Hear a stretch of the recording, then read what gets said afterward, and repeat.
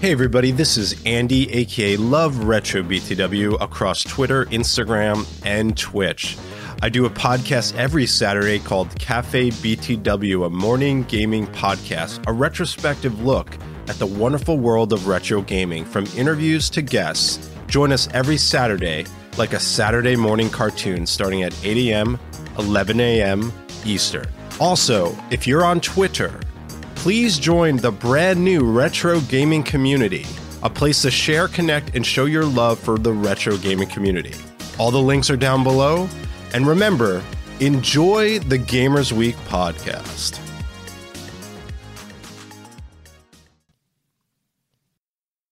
Coming up on Gamers Week podcast. I have no idea what on earth they're going to do with Mortal Kombat 12 that's going to make it meaningfully different than Mortal Kombat 11. What if they made it, they changed the art style for it and they made it all the characters like in chibi art? And, you know, Is it still bloody though? Yes, like even more so, right? Like, oh, tell me they have high pitched voices. So Scorpion, get over here. No, yes, no. Yes.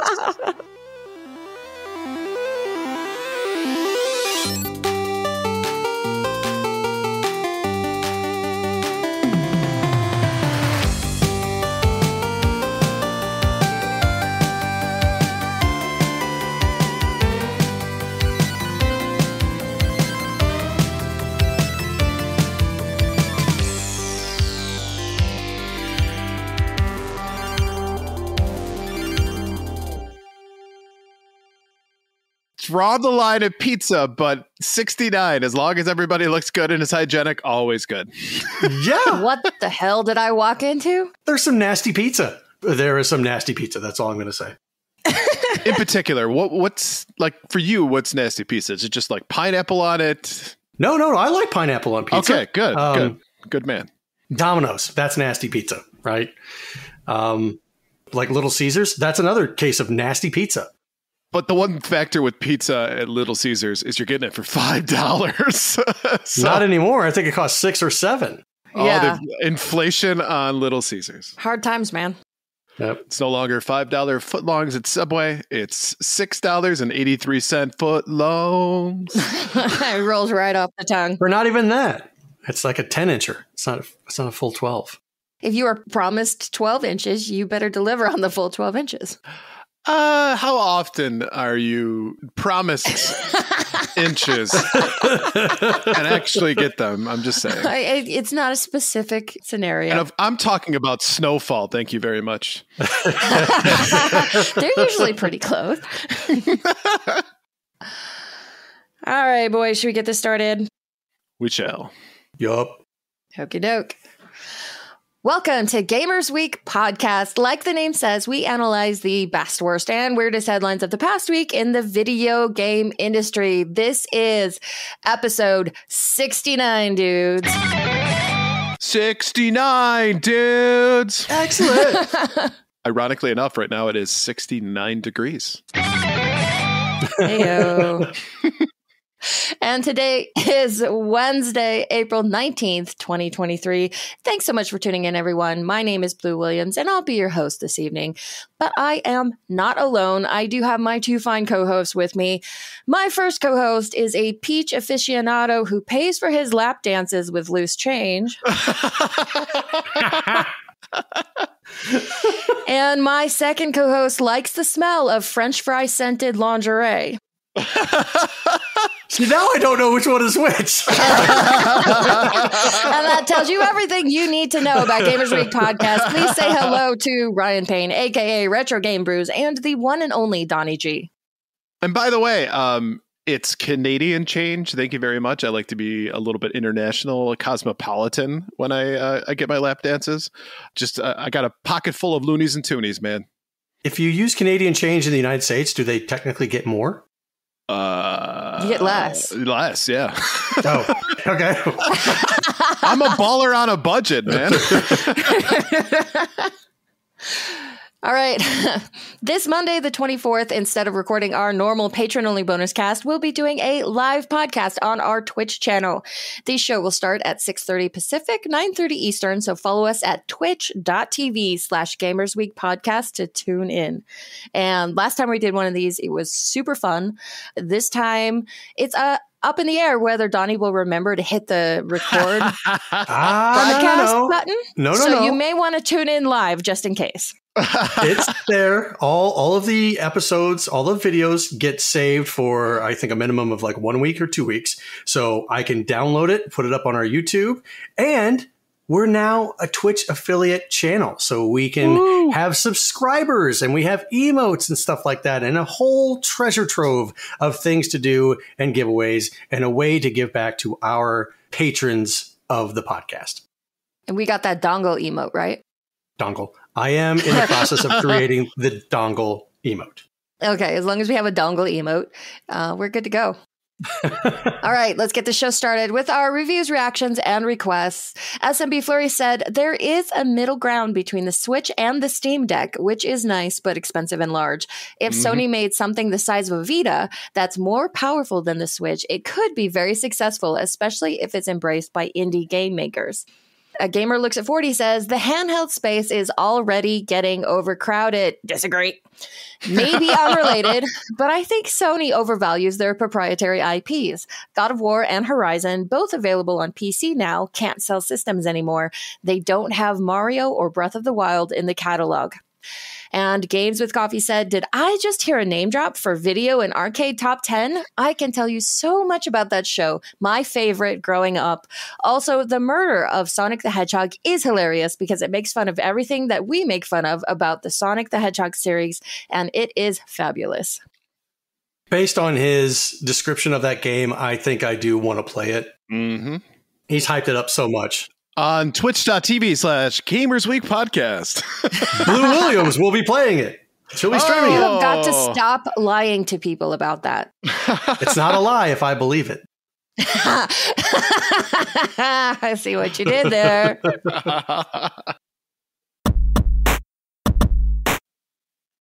All right, Maestro, count me in. 3, 2, 1.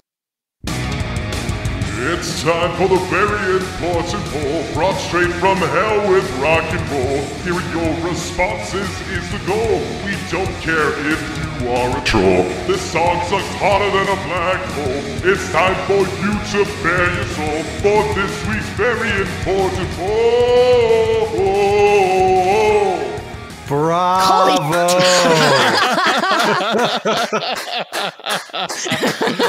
If I had a pocket full of ones, I'd be throwing them right at you, buddy. Beautiful. I will take all your ones. Yeah, I was thinking I need to bring an extra bra to throw on the stage or something. So the very important poll is just it's continuing to be a one-upper, a one-upper, a one-upper. Like, what's next? A full-fledged opera?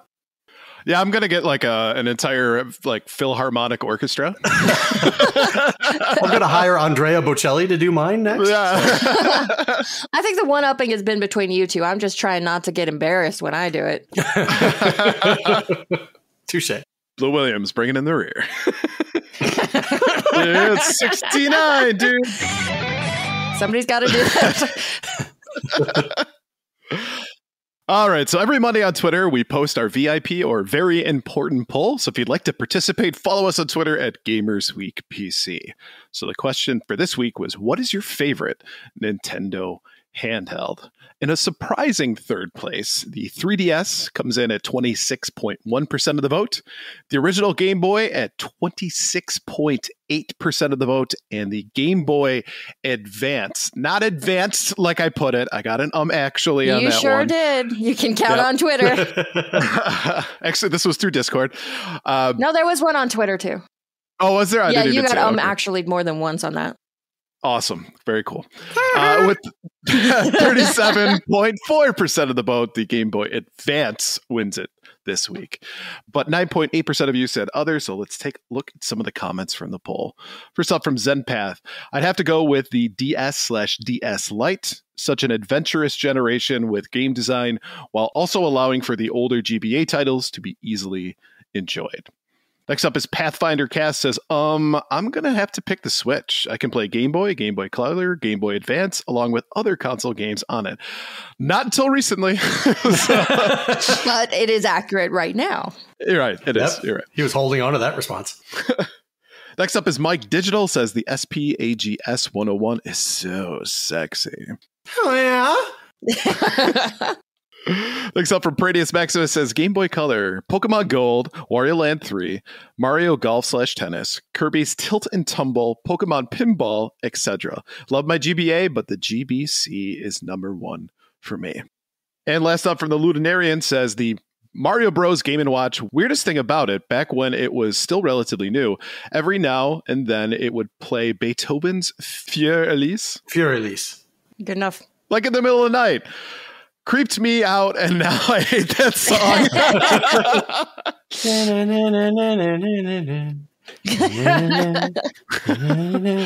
And you know what? I mispronounced Beethoven. I've watched Bill and Ted, and it is the 69th episode. So I would like to reiterate that it's pronounced Beethoven, according to Bill and Ted. Beef oven? Yep. If you phonetically say it out, it's Beethoven. Yeah. Beethoven? All right, so take a look at our options for the week. Donnie, what did you go with? I picked other, but honestly, Tell the people how much you love handhelds. Tell them. I like them. I do. I own a Game Boy Color, a Game Boy Advance, a Game Boy Advance SP. I have a lot of handhelds. It's just like back in the day, I couldn't. My family couldn't afford that. I didn't have my first handheld until maybe 2004 when I got an Advance SP, the actual Nintendo controller one that my wife bought me for my birthday, and I ended up selling a couple of like a year later, which I kicked myself in the butt for doing that. I have a 3DS. I'm not familiar with the libraries of these handhelds as much as someone like Blue is. So I really don't have a favorite one. If I were to go by looks, I'd say the Advance SP. Well, it is sexy, like they said. It's very sexy. Blue, what about you?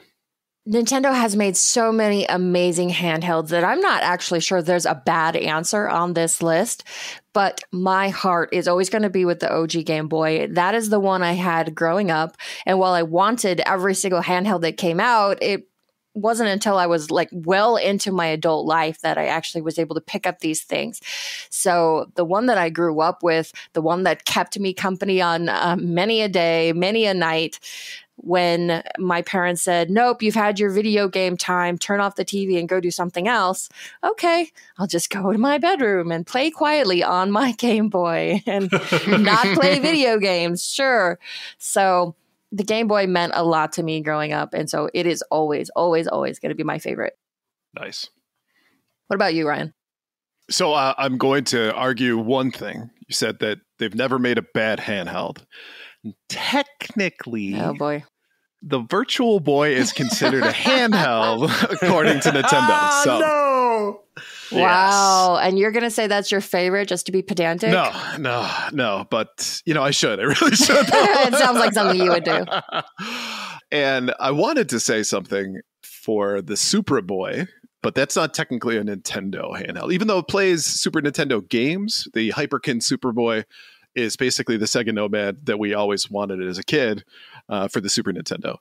So can't go with that one. So the next choice is going to be the one that I think I had the most fun with. Even though my Game Boy, I played it all the time on road trips and all these kinds of things, but it was more of a one-player experience for that, where the Game Boy Advance SP, that was something that my brother picked up. It was the red clamshell one. And we ended up playing games together quite a bit, passing it back and forth or working together to get to a certain section on like Final Fantasy Tactics Advance or playing Advance Wars on it. So that to me was probably my favorite gaming experiences growing up. So I think I got to go with that one, even though honestly, it's really hard not to say the regular Game Boy, but got to go with nostalgia. That's what a poll like this is all about. That's right. Straight from hell. Brought to you by Rock and Roll.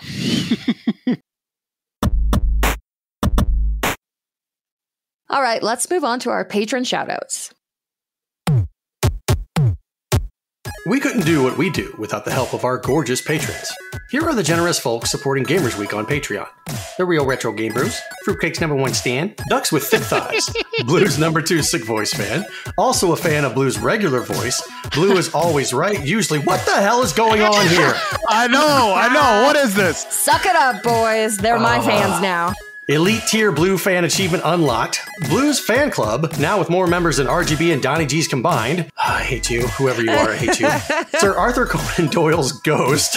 Wizard of Zardoz, Bobson Dugnut. Retro Blast Pat, Orgasmo 3000. Great Saiyaman 81. VNT Zillaguy. Geek With That. Johnny Boombots. Crunchy Kong. Sheriff Snacks. Frank Grande. Love Retro BTW. Steven Sand. Ramboski, Terry Kinnair, Ducks in Disguise, Jim and Colleen, Games with Coffee, Hybrid Divide, You Fall Before Me, Davey PGH, the Red Ox PDX family, including Shannon and Luke, Zach Huge Thanks, #1 Blue Sick Voice fan, another one, Random Retro Dude, Princess Kitty Mew Mew, Rai Rai Secret Best Friend, Mega Retro Man, Game of Troid, Emo-esque, and Bill Tucker. If you like what you hear today, and we really hope you do, please consider joining us on Patreon. Your support helps cover the cost of producing the show, as well as other cool stuff we'll be doing, like prizes and giveaways. You'll also gain access to our weekly patron-only bonus cast called Gamers Week Uncut, Patrons with Benefits. Visit patreon.com/gamersweek, or follow the link in the show notes to learn more. Did I say Nor? Do you want to redo it? No, I like it the way it is. Let's keep it. All right, fine. Whatever. All right. Keep this part too. With that, let's move on to our headline segment, which is, of course, proudly sponsored by the Retro Game Club podcast. It's a fantastic, family-friendly retro gaming podcast. In each episode, Rob and Hugh pick 2 games to play and discuss, as well as news, interviews, and other topics. Right now, they want to know which games were system sellers for you. Send your answers to email at retrogameclub.net or follow the link in the show notes. Ooh, that's a damn good question. For me, I think I've talked about this before. Halo was absolutely a system seller. All of my friends were playing it. I actually wasn't going to get an Xbox. I was on PlayStation at the time. And you know what? After going over people's houses, getting my hands on the Duke and playing some Halo, me and my brother saved up, bought a Halo specific console. And that was absolutely the best experience I've had with buying a system for a game rather than buying the system because it had a lot of great games. I've always been a person that has bought the system and not the game. So as far back as the original PlayStation, I'd seen other people play like Tekken and Battle Arena Toshinden and whatnot. And I was like, oh, I need to go get a PlayStation to be able to play these games. But the only system that I can really think of that made me really want to go out and get it because of a specific game was a Super Nintendo when I played Super Mario World the first time. Ooh, absolutely. Good choice. I played it at a friend's house and I'm like, whoa, oh my God. Like I know Super Mario Brothers 3, but the color palette, the music and everything for Super Mario World, I was like, holy crap. Like I have to get this. And I did. I will 100% agree with Super Mario World, and I will add on Super Mario Kart. Those were the 2 reasons that I had to have a Super Nintendo. Would die, honestly, without a Super Nintendo. But for a different answer, I will say Breath of the Wild sold me on the Switch. Nice. Now, I know technically it was also on the Wii U, but when I saw it on the Switch, I was like, I have to have it. And never looked back. I love that game, and I love the Switch. Nice. All right, first up from GameSpot. Sega confirms plans to acquire Angry Birds developer Rovio for $776 million. Sega has officially confirmed that it is planning to acquire Rovio Entertainment, a deal that will see the video game company pay $776 million for the Angry Birds developer. The deal is being described as friendly takeover that has the full support of Rovio's board of directors. Sega says that acquiring Rovio will allow it to strengthen its own mobile game portfolio, and it will be able to use the video game console expertise to help Rovio expand beyond mobile devices. Among the rapidly growing global gaming market, the mobile gaming market has especially high potential, and it has been Sega's long-term goal to accelerate its expansion in this field, says Haruki Satomi, president and group CEO of Sega Sammy. Rovio will become part of Sega Europe, the UK-based arm of the company that includes studios like Creative Assembly, Relic Entertainment, and 2 Point Studios. Earlier this year, Rovio generated some controversy after it delisted the original Angry Birds paid game on Android and renamed it on iOS due to its impact on the studio's wider games portfolio. While Sega's acquisition of Rovio isn't cheap, it still pales in comparison to some of the other big deals that have been made over the last few years for studios, including Sony's $3.6 billion acquisition of Destiny 2 developer Bungie, the Saudi Arabia Public Investment Fund of $4.9 billion to purchase Scopely, and the Microsoft's pending $68.7 billion acquisition of Activision Blizzard that's slowly inching closer to reality. I think we should round the 68.7 up to 69. Huh? There we go. Yeah. There we go. I like it. So, Donnie, you said that Sega's going to be doing big things. Yeah, Sega's going to be back in a big way. Was mobile games what you meant? No! Like Angry Birds? Is that even still a thing? Do people even like Angry Birds or pay enough money to play the game? Oh. Jesus. It got a movie, right? Yeah, a long time ago. A long time ago? What year did they come out? 2015, I think? 2016. Okay, 6 years ago. Long time ago. It's before I even knew you guys. I'll go with it then. You're paying almost $1 billion for Angry Birds. Well, they're not paying for Angry Birds. They're paying for the developer. And Angry Birds is just the only thing they've done of note that's worth mentioning that people know. Because if that's the only thing that they've done of note, why would you pay that much money for the developer, not the IP? I think you're probably paying for both, but Right. It speaks to the viability of mobile gaming, like we talked about before, where it makes money hand over fist and nobody can figure out why you're paying for, extra spins in Candy Crush, or you're paying for the hat for your character in whatever little dress up game, or I don't know. I don't mobile game, but it seems like people don't mind being nickel and dimed to death in these things. And you can eventually make millions upon millions of dollars with these dumb little games. And speaking of nickel and dime, how much do you want to bet that some of the decision that's been made for this has to do with the fact that Sega Sammy is one of the largest producers of pachinko machines in the world? And they're going to be like, oh, look at all of these Angry Bird pachinko machines that we can now use. So I'm on the Rovio.com website, and on the games page, it's got 2 links for Angry Birds and everything else. Yeah, see? Angry Birds and other games. Do we need that many Angry Birds games? No, of course not. Well, if they weren't profitable, they wouldn't be making them. You've got a point, but my God, is that just oversaturated? Here's a new paint job of Angry Birds, but now a better way for you to give us your money. Open up your wallets. I mean, in defense of this industry, which you all know that I hate, people vote with their dollars. And if this stuff didn't make money, they wouldn't make it. Yeah, it's true. How much you want to bet that they come out with a Sonic and Tails game that's Angry Sonic and Tails? Yeah, I was going to make a joke like that where you're shooting Sonic at towers, I guess, trying to knock down Eggman. You spin him, you let him go, bing! The faster he spins, the more damage you do? You just described Sonic Spinball. Yeah, but it's a mobile game, man. Yeah, and you can pay to win, unlike Sonic Spinball. Kind of wish you could pay to win with Sonic Spinball. That guy's hard as hell. I mean, I was able to one credit card. Hear me out. Sonic Spinball on a mobile, you spend $10, you get 25 extra flippy flips. Flippy flips, yes. With the flippers. That's a technical term in the industry. Flippy flips. But yeah, I think that obviously the intention of Sega acquiring Rovio is so that they could make use of the popularity of Angry Birds and that name recognition, but surely they intend on expanding the portfolio into other things. And if Rovio wants to expand into consoles as well, if the back scratching is going to go both ways, they've got to have developers in there in the company that are just dying to be allowed to make something else, but money keeps telling them they can't. No, they've got him tied up and they're squeezing those udders dry until the last bit of liquid comes out and it's just dust. Instead of dust, it will actually be a little feather. The last, like, Angry Birds feather. That's a good one. That's a good one. So that's what happened at the end of Forrest Gump.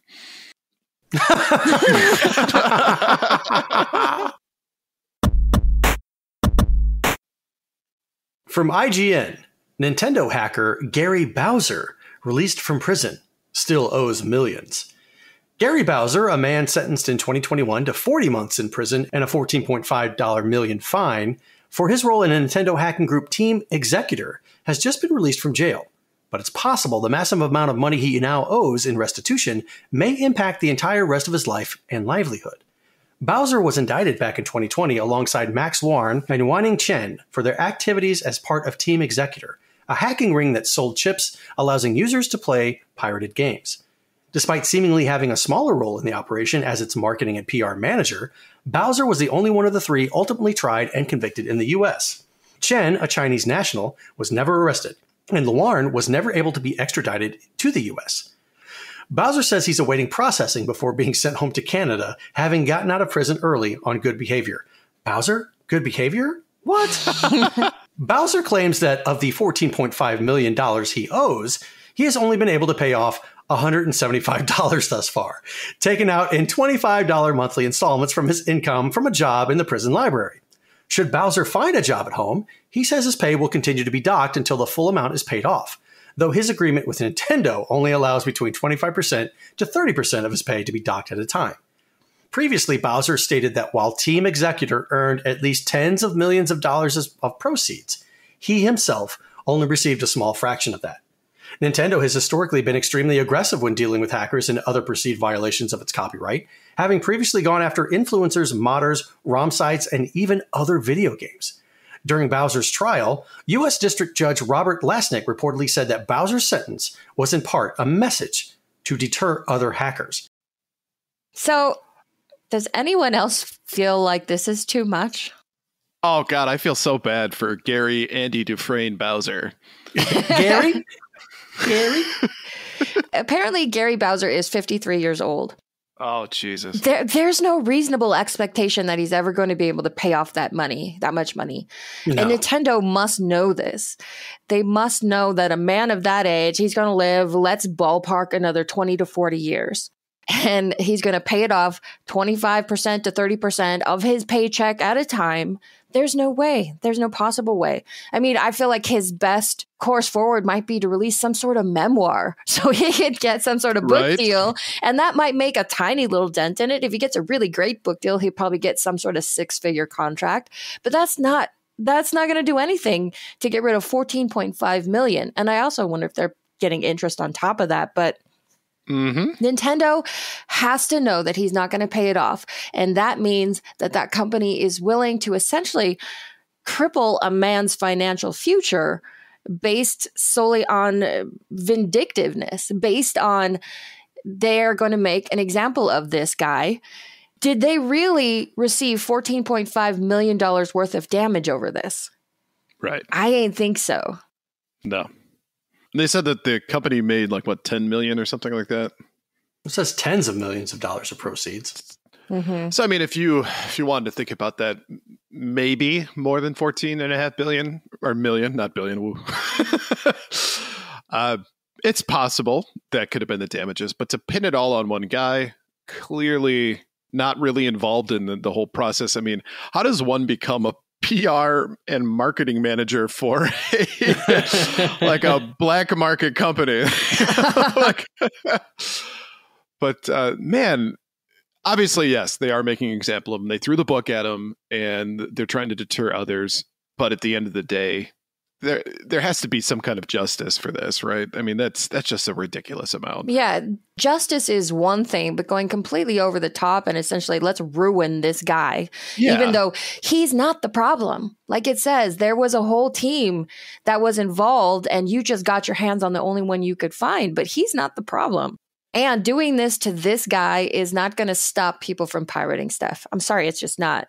It might stop people from publicly selling it, which I suppose is something, but If it says that the company made tens of millions of dollars, it is possible that Nintendo was hurt $14.5 million worth of damage from lost sales. But I'm also going to say that if you're buying pirated chips, you weren't going to spend that money on games anyway.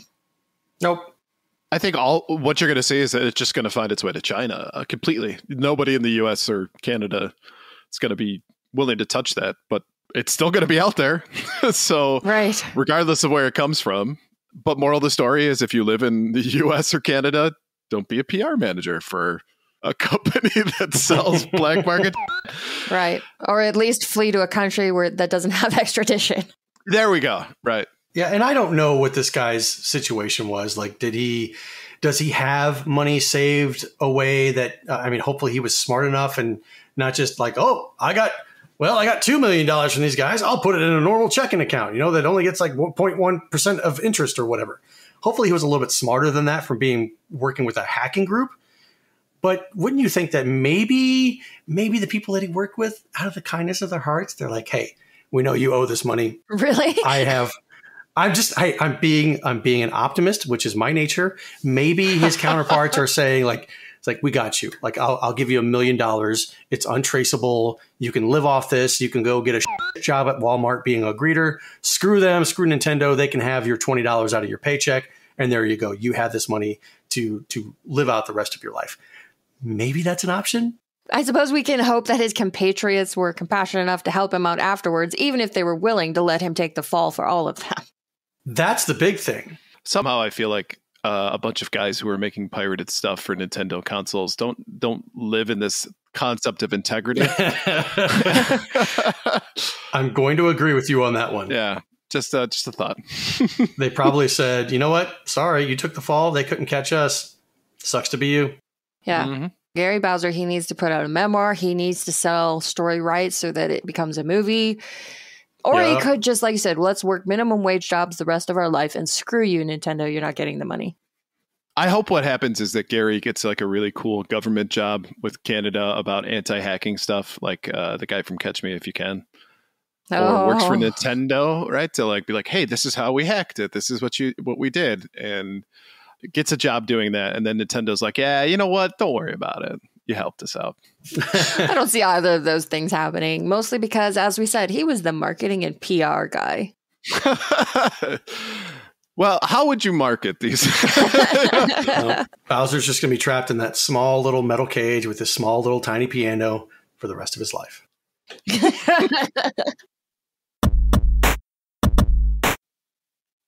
Peaches, peaches, peaches, peaches.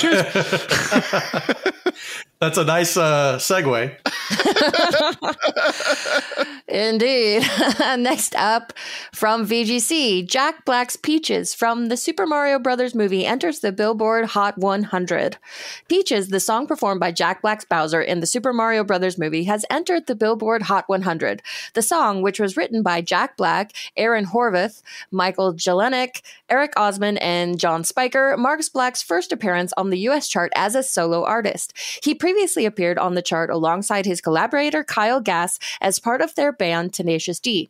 The song, which memorably features in the film as a love letter to Princess Peach, has entered the chart at number 83 and has racked up over 5.8 million streams, according to Billboard, which compiles streams from Spotify, Apple Music, and other large services, as well as traditional radio play.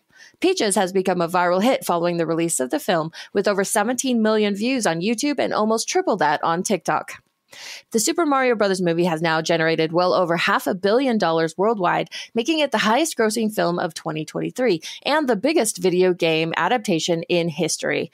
It's now expected to cross the billion-dollar milestone. While the film has been a box office hit, the Super Mario Brothers movie has divided viewer opinion. Among professional critics, it currently has a 58% rating on review aggregator Rotten Tomatoes.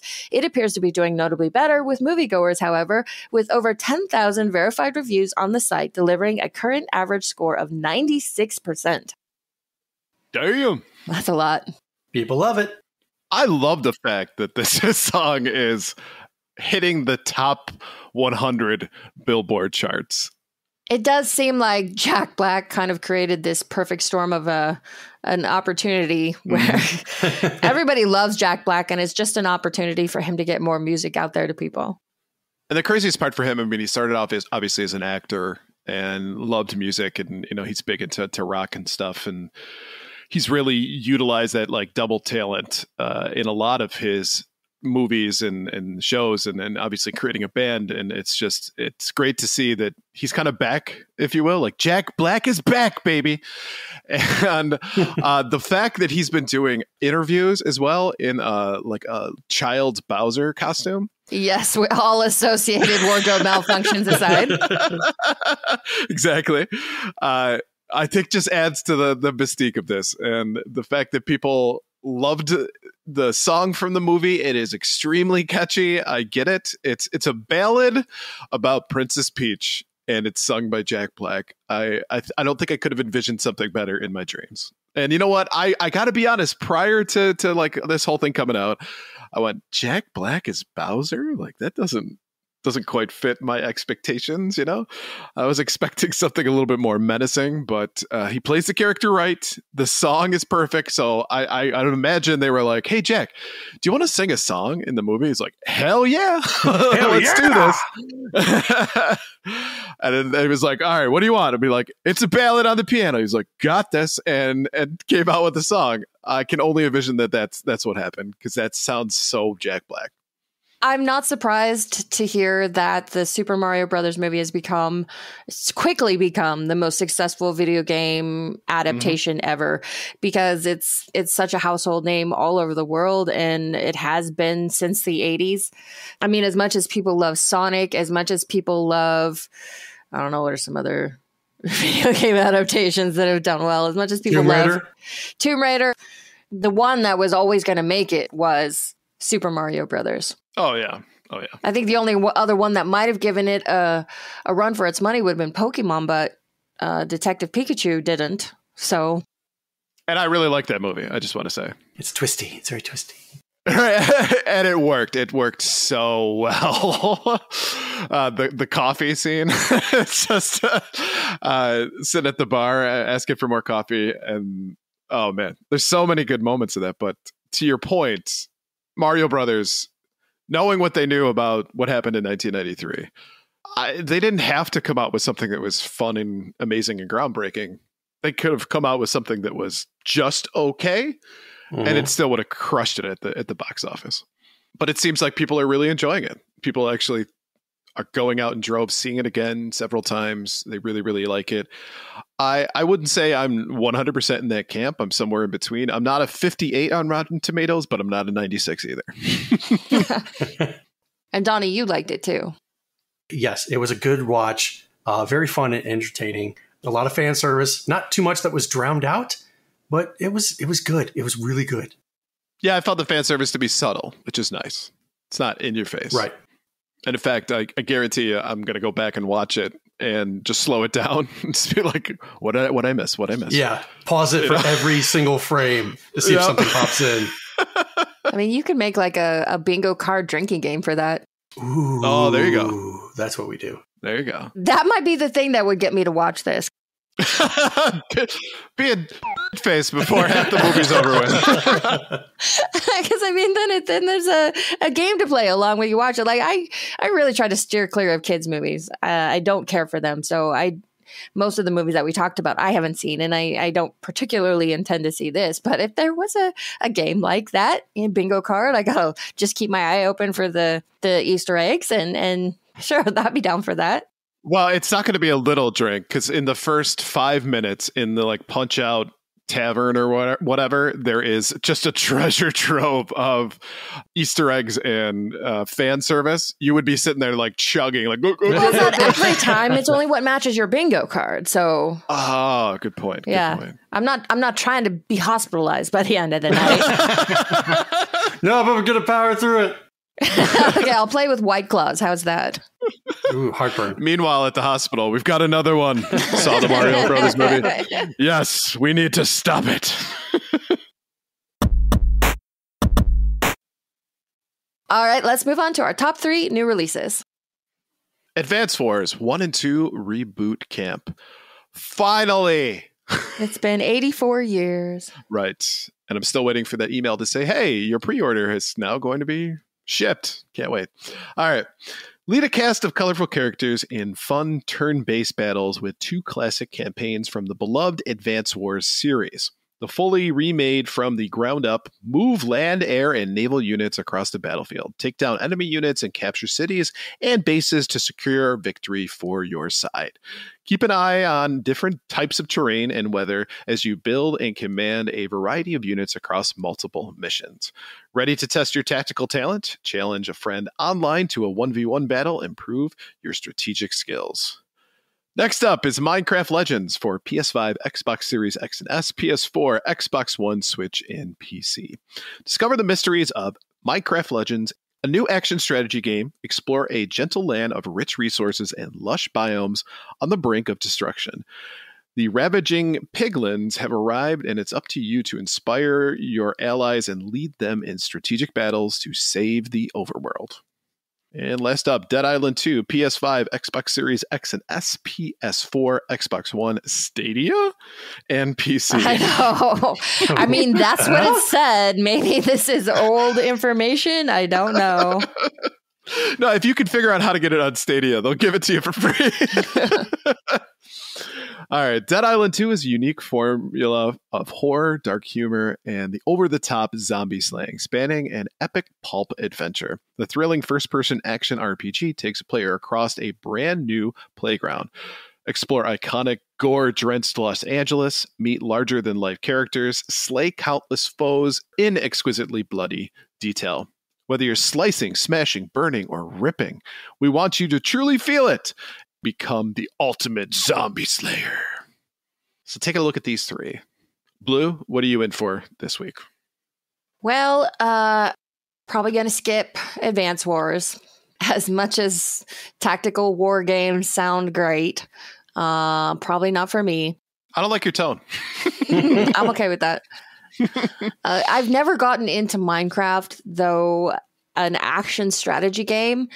It sounds like it could be fun. I'd be open to something like that. The one that really draws me in is Dead Island 2, horror game, dark humor, zombie slaying. The only bad part is it's first person.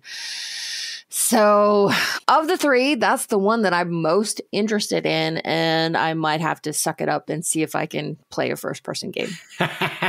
Yes! Why does that bring you so much joy? Doing something you don't like to do?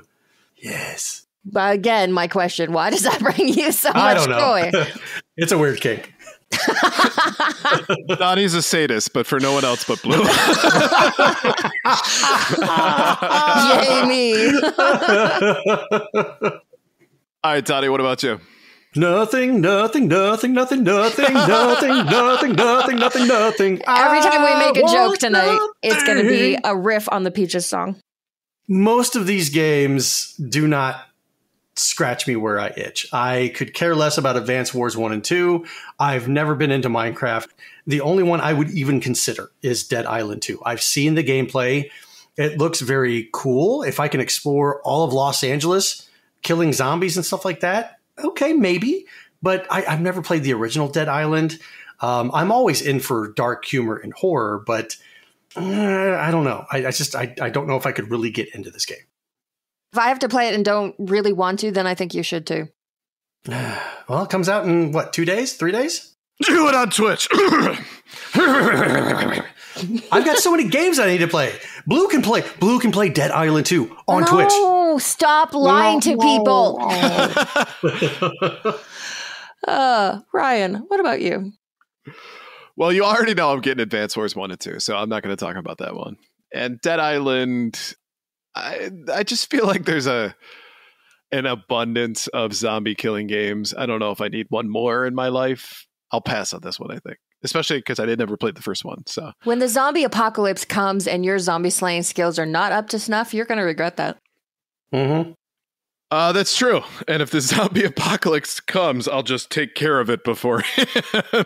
Because I've seen The Walking Dead. I've seen Dawn of the Dead. I've seen all those movies and shows, and I'm good. I'm gonna sit this one out, guys. That got dark. So that leaves me with Minecraft Legends, and I personally have never really gotten into a Minecraft game, but considering that this is a different spin on it, a new action strategy game with it, I think I'd be willing to give it a shot. You know, I know that Minecraft is hugely popular, and I at least want to give it a try. Yeah, a million bajillion people can't be wrong about Minecraft. Right, exactly. I mean, they could. Probably not, though.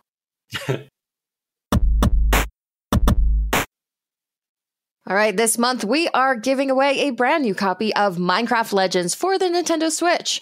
To enter the giveaway, look for Retro Gamers pin tweet on Friday morning, April 21st, and give our Twitter account at GamersWeekPC a follow. Retweet for one entry. If you want 2 more entries, comment with a picture or screenshot of you listening to episode 69 for a possible total of 3 entries. Entries will be accepted from Friday, April 21st to Tuesday, April 25th. And you're already listening to the episode, so you might as well enter now before you forget.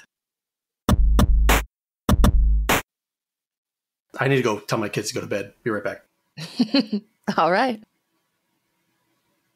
Hey guys, it's bedtime.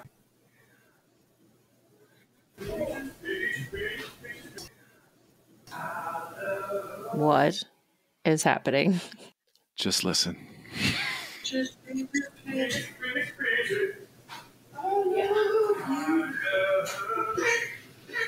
think he was singing Peaches. I totally was singing Peaches. If this doesn't make the episode. Oh, it's 100% making the episode. Okay, Don't cool. you worry. Don't you worry. You know me better than that. Come on. I'm just saying. I'm back. All right, you want to start this again? Yes. All right, let's move on to our main topic for the evening. From What Culture? 10 rumored video games that could release in 2023. The rumor mill is always turning, and of course, you shouldn't believe everything you read. All the same, it's fun to dream, right? In this list, we'll take a look at some rumors for the rest of the year in gaming that have at least some potential for validity. Hopefully, by the end of 2023, we can say that all of these dreams came true. Number 10, Metroid Prime 2 and 3. While Metroid Prime Remastered was a very welcome surprise in every way, immediately fans started asking about the game's sequels, Echoes, and Corruption. Now, it doesn't take a genius to consider the possibility that this is all part of a long lead-up to the end of the excruciatingly long wait for Metroid Prime 4. The series has been dormant for 16 years, so new players at least need the ability to play previous entries to catch up before Samus's grand return, whenever that may be. Coming in at number 9 is Avatar: Frontiers of Pandora. Avatar: Frontiers of Pandora was first announced in 2017 for release in 2022, surely alongside the blockbuster sequel The Way of Water. However, as this time approached, the game was pushed back to a rather non-specific 2023 to 2024 window. Apparently, on the back end of the Ubisoft store, the title is ready to go live for purchase, and one anonymous source even dropped a look at the game's pre-order bonuses. Most games don't gear up for pre-orders more than a few months in advance, so it's possible that Frontiers of Pandora is looking for a summer release. I really wish I could say to my boss, I'll just get it done between 2023 and 2024. Right. As long as your back end's ready to go. Well played. All right, number 8, Paper Mario: The Thousand-Year Door. The Thousand-Year Door is one of GameCube's most celebrated titles, and unlike the original Paper Mario, was never made available on any previous Nintendo eShop. However, several insider sources have corroborated Paper Mario: The Thousand-Year Door getting a long-awaited remaster of its own, 2 of which were able to confirm a release date. Nintendo's announced schedule for the second half of 2023 is looking quite light currently, outside of Pokemon Scarlet and Violet DLC, so a release of the classic title could be a way to keep the Switch sales figures trucking along. Number 7, Mortal Kombat 12. Mortal Kombat 12's existence is pretty public knowledge because of the absolutely benign way that Warner Brothers decided to let it become so. As a publicly traded company, their investor calls are open to all to listen to. And in February this year, CEO David Zaslav just offhandedly mentioned the company's intention to release Mortal Kombat 12 in 2023. Their Mortal Kombat social media accounts have recently been posting hints that are clearly leading up to something. As such, rumors that the game could get a reveal very soon are perhaps not far off the mark. At number 6, Odyssey. Recently, Jez from the Xbox 2 podcast dropped the bombshell that he had seen Blizzard's unannounced survival game and said that he was 90% sure the game was called Odyssey. He also remarked that it was so close to being completed in a multi-platform context that he expected it to release for all formats, despite the Xbox and Blizzard merger. He continued to describe Odyssey as using stylized fairy tale art and that it was coming much sooner than most expected. BlizzCon 2023 takes place in November this year, which could be a place for the final lead-up for hype, provided the game has indeed been revealed by then, releasing in time for that key holiday season. Number 5, Castlevania's reboot. I was wondering if we were going to get Two of Konami's 3 biggest IPs are expected to get new entries next year: the Metal Gear Solid 3 remake and several new Silent Hill games. However, Castlevania has arguably the strongest name of value of the 3 right now due to the success of the animated show and the highly rated Castlevania-flavored DLC for Dead Cells. So it makes sense to strike whilst the iron still remains at a sizable or suitable temperature. Sizable temperature? Dummy. Seeing the big 3 of Konami coming back to back to back is extremely exciting prospect that should kick off with a return to the Belmont Dracula blood feud. Number 4, Skies of Arcadia. Skies of Arcadia, released on the sinking ship that was the Dreamcast, was ported to the GameCube and never really stood a chance to become a fully fledged IP. For RPG fans, it screams of wasted franchise potential. The Xbox Era podcast recently dropped that they had heard talk of a modern generation remake or remaster. It may be more than just a matter of convenient timing, however. GameCube titles are a logical step to follow the inclusion of the SNES and N64 on the Nintendo Switch Online service. In addition, 2 other remasters expected to land this year are Baten Kaitos and Tales of Symphonia. Add Skies of Arcadia, and that's a trio of underrated JRPG GameCube classics. Number 3, Resident Evil. In December 2022, Capcom filed trademarks for Resident Evil Director's Cut. This was the name of the re-release of the original PlayStation title that brought new costumes and remixed item locations. There are likely 2 potential outcomes ahead, both of which may explain the game's absence from PS Plus Essential. Either it's getting a multi-format, individual storefront release, or Capcom is releasing a classics collection. Such a thing has been the fantasy of many Resident Evil diehards, a collection that honors the original PlayStation trilogy and makes sure they aren't forgotten by time or overwritten by their remakes. Rumors about such a thing circle like clockwork, but a trademark registration is a good sign that at least something is happening. Number 2, Persona 3 Remake. Back in March, diehard Persona fans noticed a very suspicious domain had been registered that seemed to imply the return of Tartarus. P3RJP certainly spells out something specific, and what's more, Atlas has a history of accidentally giving games away in this fashion. P3RJP is registered to the same hosting provider as the one behind the pre-release Persona 5 Strikers page. What this means exactly for Persona 3 isn't clear.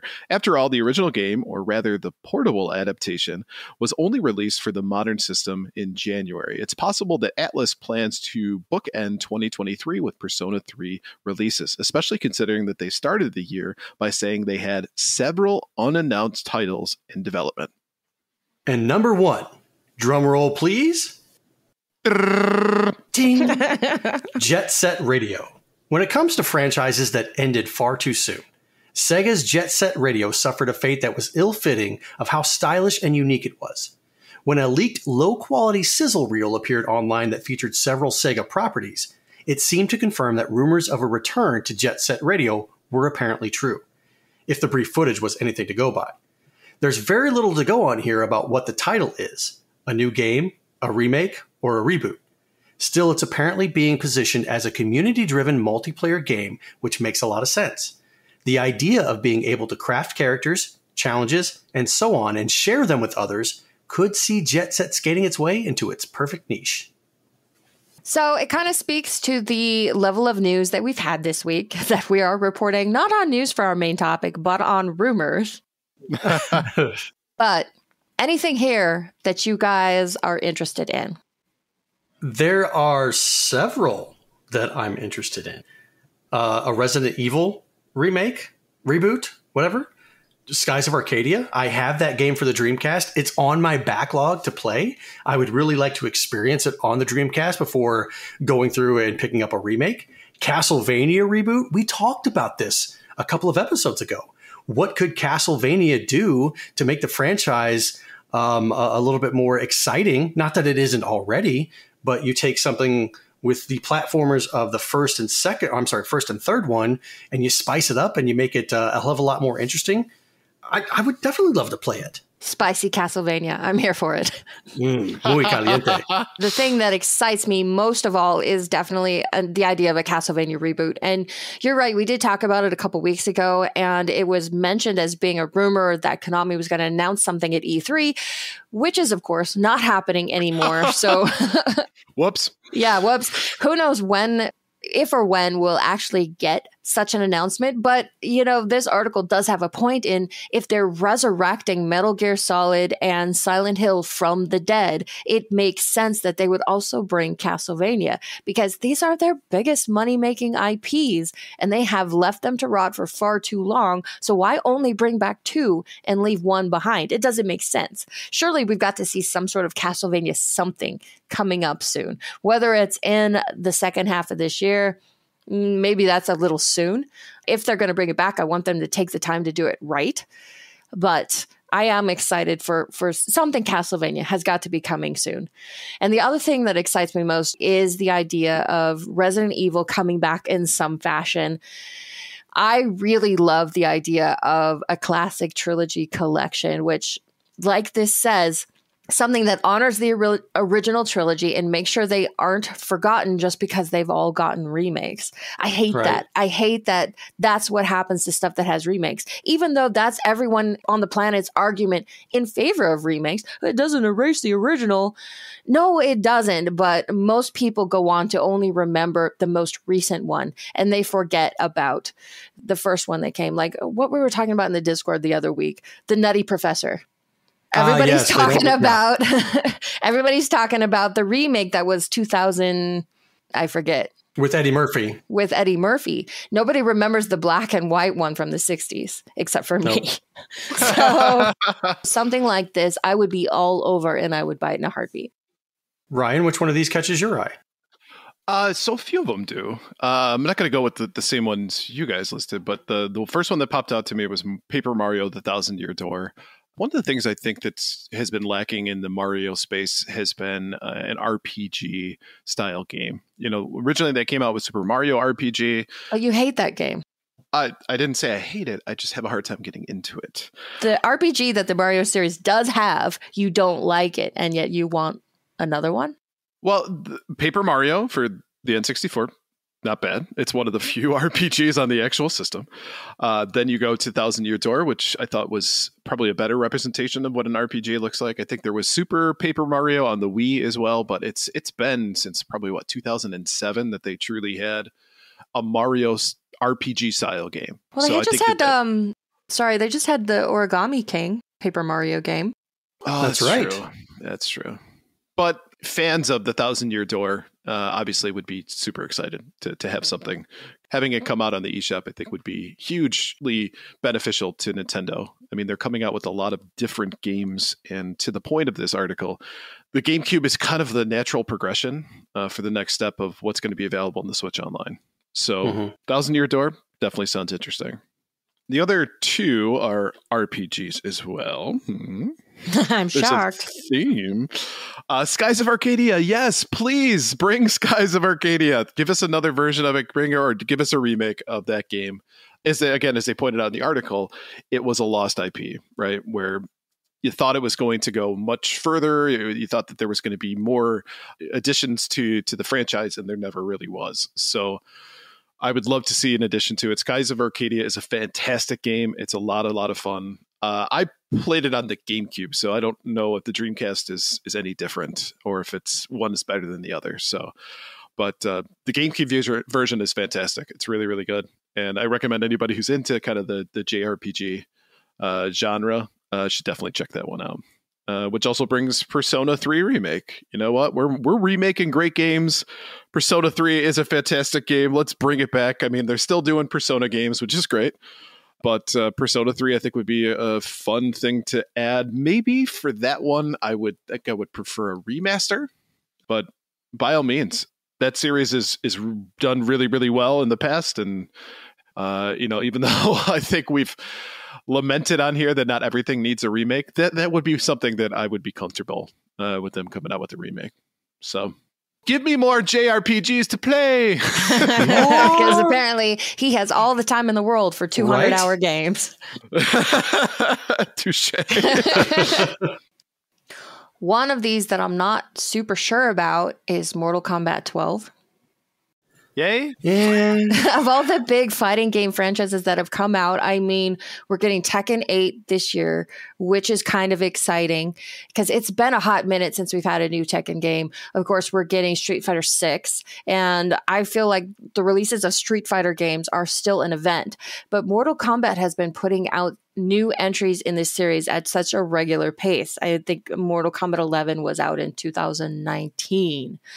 So this is one that, while they are definitely making sure that this popular IP continues to be profitable for the company, I'm not sure that a new Mortal Kombat game is an event anymore. And right. the way that the company broke the news of it, just kind of like blah, blah, oh yeah, Mortal Kombat 12, kind of feels like they just think it's another ho-hum day at the office kind of thing as well. I have no idea what on earth they're going to do with Mortal Kombat 12 that's going to make it meaningfully different than Mortal Kombat 11. I've got it. I've got the special sauce here, and I will boycott the game. I don't need any of your special sauce. I say bring back Carrie Ann Hoskins to play Sonya Blade. There you go. Well, they do the classic character skins already. No, but she's the main character the whole time. I want her to come back. Mortal Kombat 12 Sonya. Yes. Nice. Absolutely. I like it. I would buy it then. Yeah. What's going to be different about Mortal Kombat 12 that's not different than Mortal Kombat 11 or 10 or 10 XL or what have you? Is it just going to be new characters? What dynamic is going to make me want to go out and play or pick up Mortal Kombat 12 on launch day? Call of Duty. No, hey, come on. It's the same thing as Call of Duty. I don't go out and pick up every new Call of Duty game that comes out. I didn't pick up Vanguard. I didn't pick up the newer Black Ops or whatever. I mean, it's an okay point because you being part of that audience that plays that game, you could sit down and tell us what is different between all the Call of Duty games, which is us from the outside. I'm like, they all look exactly the same to me. So I suppose the fighting game community who really freaking loves Mortal Kombat, they're all screaming at their headsets right now because they could tell us exactly what is going to be different about Mortal Kombat 12, which us from the outside, we're like, I don't know. True. I am not in the know. But to your point before that, Street Fighter and Tekken are an event because we expect things to change drastically. As an outsider, not expecting Mortal Kombat to change drastically. Yeah, there you go. If you want this game to appeal to people who are not the hardcore fans, they're going to need to do something a little more special. True. What if they changed the art style for it and they made it all the characters like in chibi art? And is it still bloody though? Yes, like even more so, right? Like oh, tell me they have high-pitched voices, so Scorpion, get over here. No. Yes. No. Yes. No. Oh, come on, Donnie. No, I'm sorry. No, thank you. Oh, Donnie says no. That franchise would be dead and buried if that were the case. I'd be all over it, though. No, of course Donnie you would. says no, there's no way around it. Yeah. Oh, yeah. Donnie's the deciding factor. No means no, Ryan. No means no.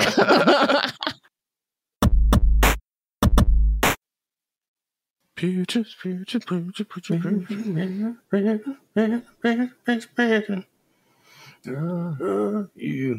guys just want to sing it once properly and get it out of your system? Properly? No.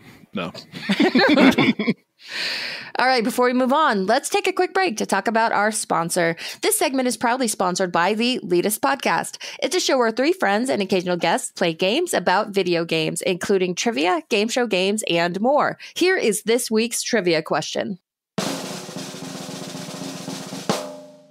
The legend himself, Gabe Newell, founder of the Valve Corporation and mastermind behind Steam, got his start working for Microsoft, where he led the development team to port what game that was said to prove that Windows was a viable gaming platform. Tune into the Elitist Podcast this Wednesday to hear the answer. You can find the Elitist on your favorite podcast platform, and we'll also have their links in the show notes. So I knew this one, so pat on the back here. Good job, Ryan. Hey, pat. So what do you think? I'm going to say it's probably not Redacted.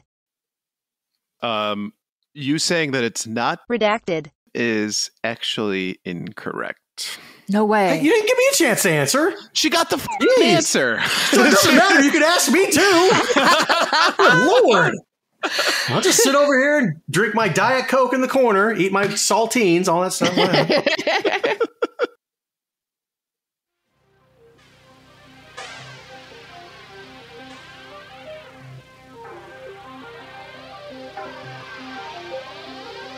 All right, fellow kids, set your beeper to your favorite ringtone, bum $5 from your parents for gas money, make sure your binder of CDs is in your car, and grab your fake ID, because where we're going, you're going to need it.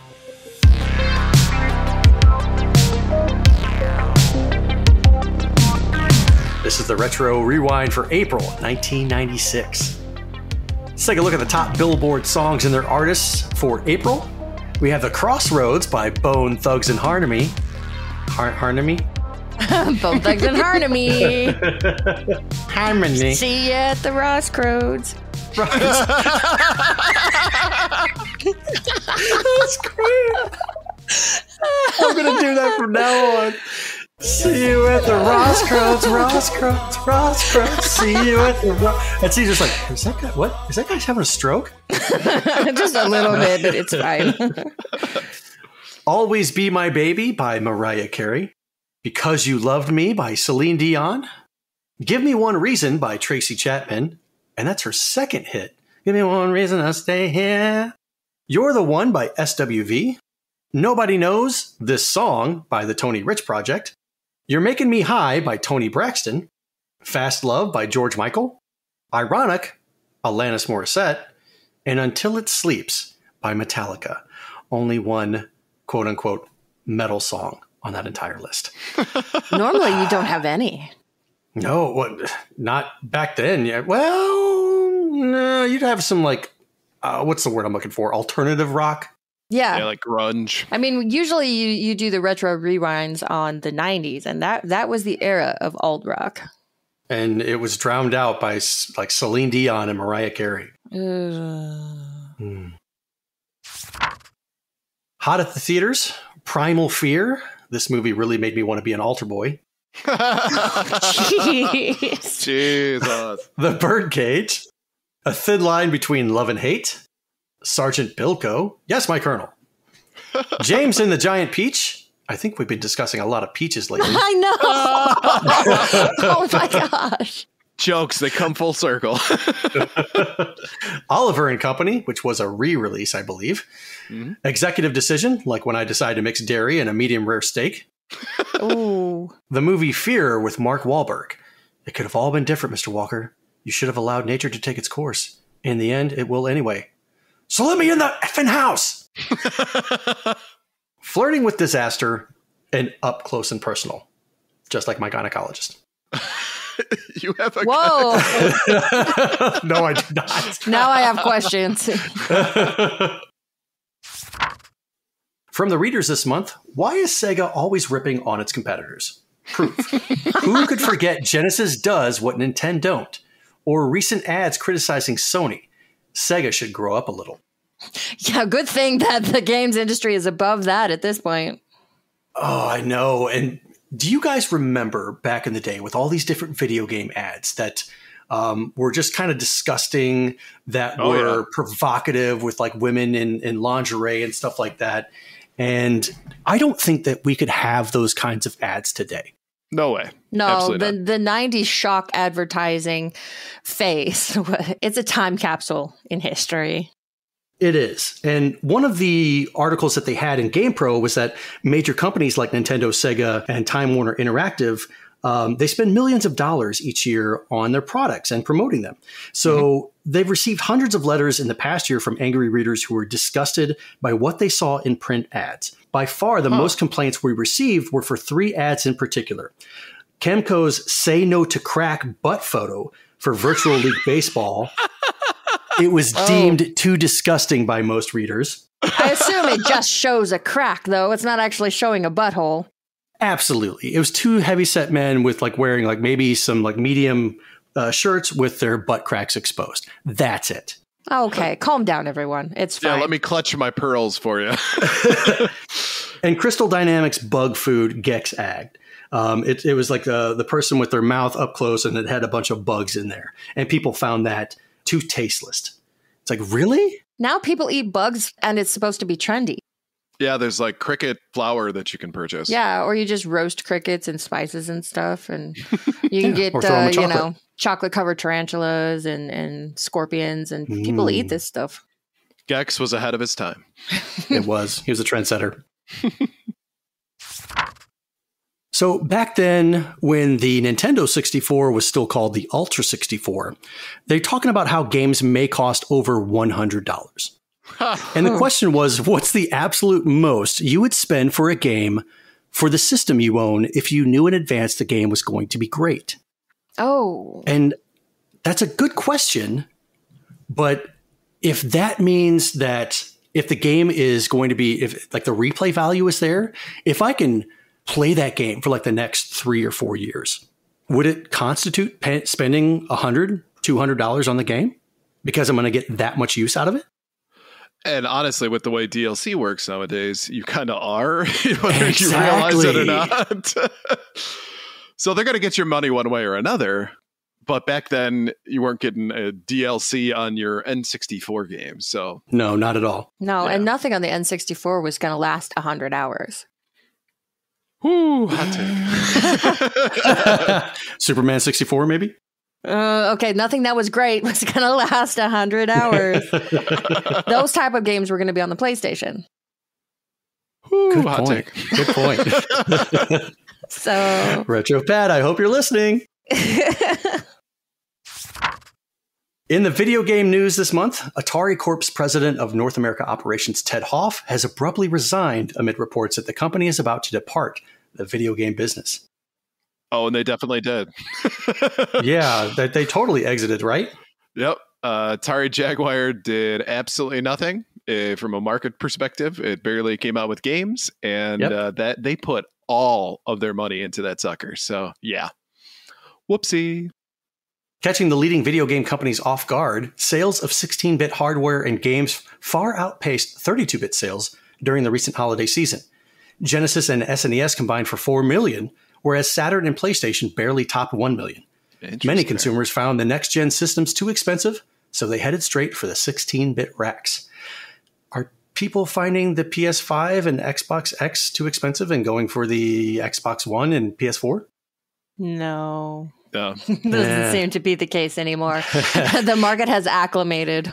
But this is 96. So if you think about it, 97 was when Final Fantasy VII came out and just did gangbusters on that system.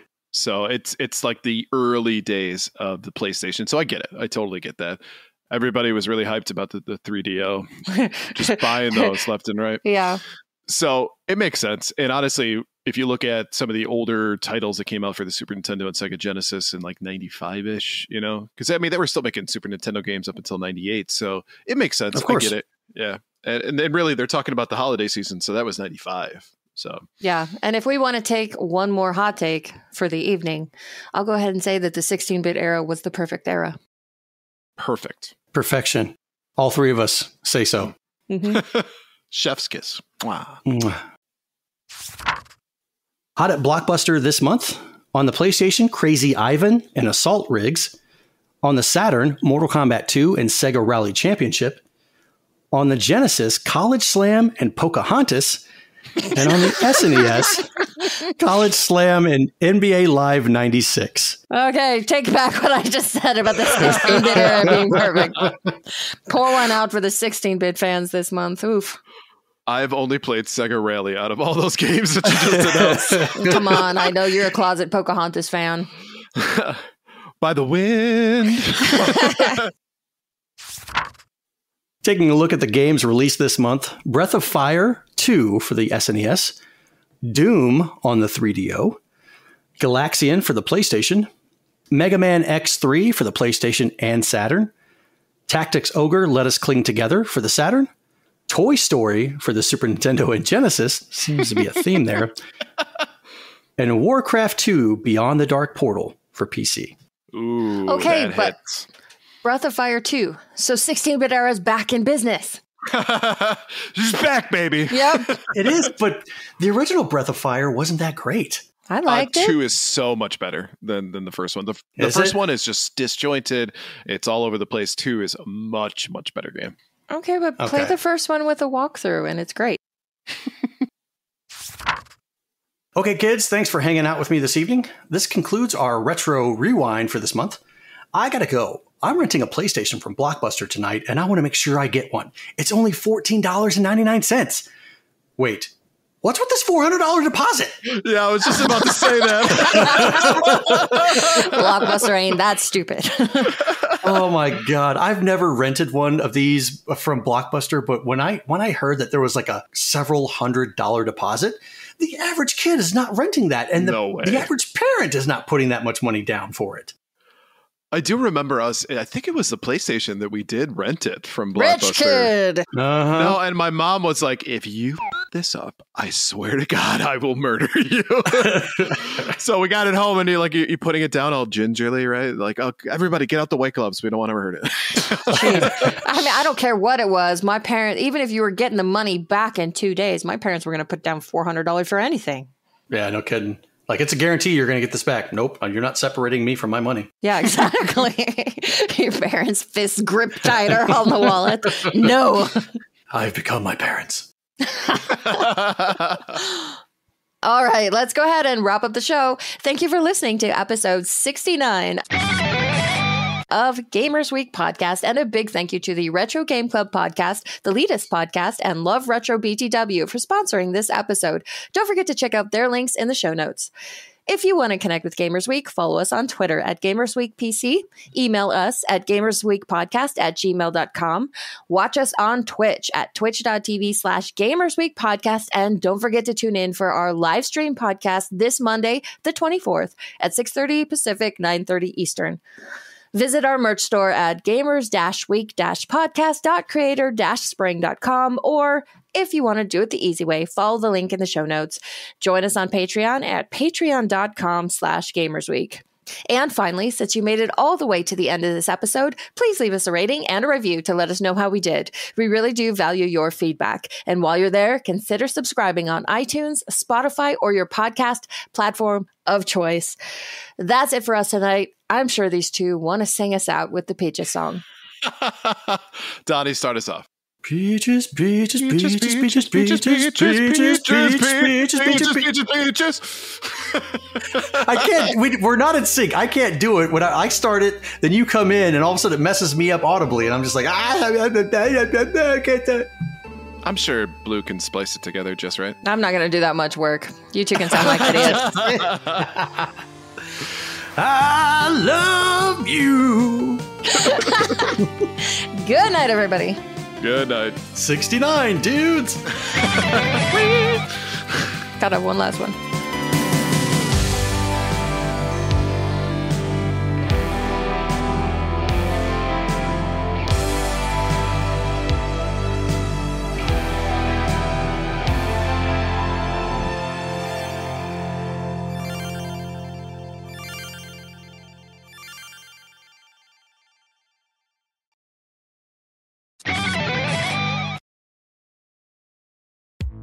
Welcome to Gamers Week Uncut. Welcome to Gamers Week Uncut. Welcome to Gamers Week Uncut, patrons with benefits. This is the unscripted, patron-only bonus cast with less editing and more dirty jokes.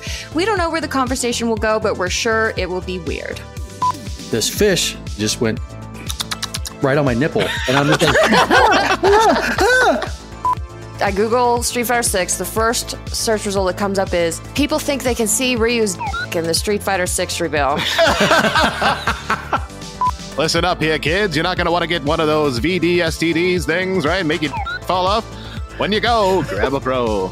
You'll be doing it for America. that was perfect. If you want to hear weekly episodes of our patron-only bonus cast, join us at patreon.com/gamersweek.